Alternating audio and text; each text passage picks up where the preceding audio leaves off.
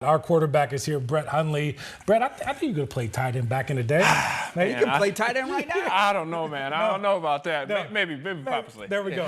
But Brett, from a quarterback's eyes, what makes Trey McBride so great? Because it doesn't matter where they line him up at. Yeah. He catches passes, does a great job in the run game. What do you see as a former quarterback? First things first, just watching him, he's a matchup for anybody you're going to put on him. I mean, he's 6'4", 6'5", 250 pounds, running a 4.5 40.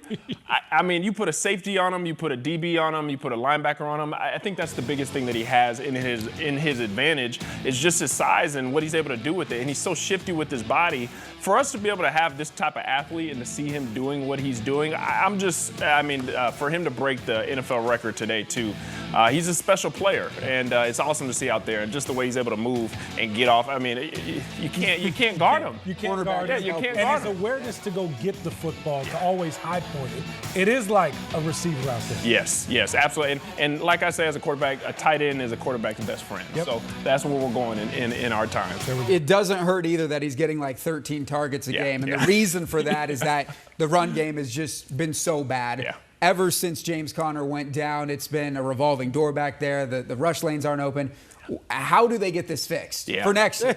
No. I won't even bother asking you about this year. 100%. I mean, this game is a microcosm of what we've seen all year. There was 15 rushing yards in the first half. The game, I think we had 40. That's something I really would love to see the Cardinals get back to. And we're talking a lot of injuries and stuff like that. So, yeah, we can get on that. But at the end of the day, like, if you're going to win games in this NFL league, you have to be able to run the football. Statistically, proven time and time again, if you're not running the football consistently, it puts way too much pressure on the quarterback to be able to get that back there and make some passes. That was their identity last year. They've completely lost it. They've lost it because they've lost the guys up front. They only got technically one starter still left in Yelder Froholt. Say Isaiah Adams was maybe a starter during camp, but it just hasn't gelled. No. But so that brings me to my next point, Brett. Your wish list, your New Year's resolution for the Cardinals as we get set for 2026 is what? Yeah, the first things first is to set an identity. I think we talked about it all year long. We're losing the close games. We're running the ball. We're trying to run the ball. We're trying to pass.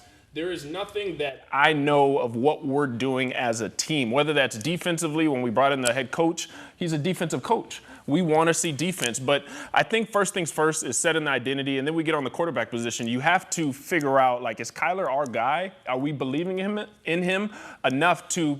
I mean, we already on the hook $50 million next year, so you got to sort of let him play on that. On his contract. But what he's proven, I think Kyler's a great quarterback, but we need some clarity on that. Clarity on the head coach, as we talked about. As a defensive head coach, we want to see some defense play. We were in the bottom of the league this year. Yeah. So, I mean, that's not what we want to see. This is his third year, and he's consistently got us, 4 wins his first year, 8 years, 8 wins last year, and then this year, not the greatest. Yeah. And that's after they spent all that money on the defense. That's what I'm saying. And those are the question marks there. Yeah. And then, Brett, the bottom one is offensive line, right? Yeah. I think, look, I'm a quarterback. I love my offensive linemen, but any team, if we're going to build from in out, you have to start in the offensive line and in the trenches. That's where you win football games. So I think, Paris Johnson is a great, we have a great left tackle right now, but being able to build around him, you see, the 49ers, the Dallas, when Dak got in there, there's teams that build that offensive line. And then when you put a quarterback or a receiver or anybody out there, it makes them look like superstars. Brock Purdy, it's what he's amazing what he's doing. He's played at,